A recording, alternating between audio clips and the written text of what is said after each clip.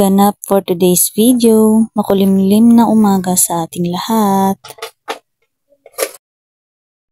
At dahil may tubig, dali-dali ko nang kinargahan yung mga orokan, drum at mga timba namin.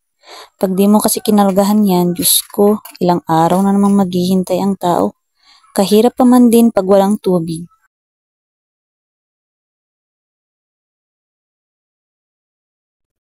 Tapos nagtimpla na din ako ng kape naming mag-asawa.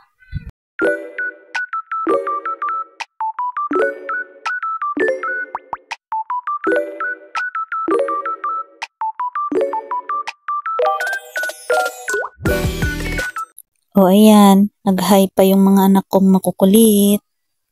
Pagkatapos, nagtupi na rin ako ng higaan namin. O ayan na si Ate Maxine, naggagayak na papuntang school.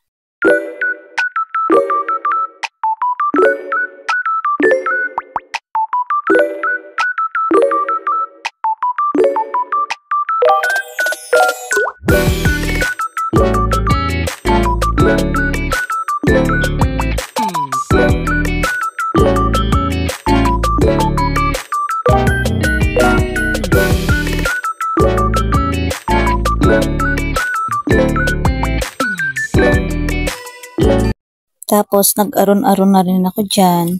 Nagsasaing na kasi ako ng kanin para sa pang-almusal at pang-baon ni Jusawa.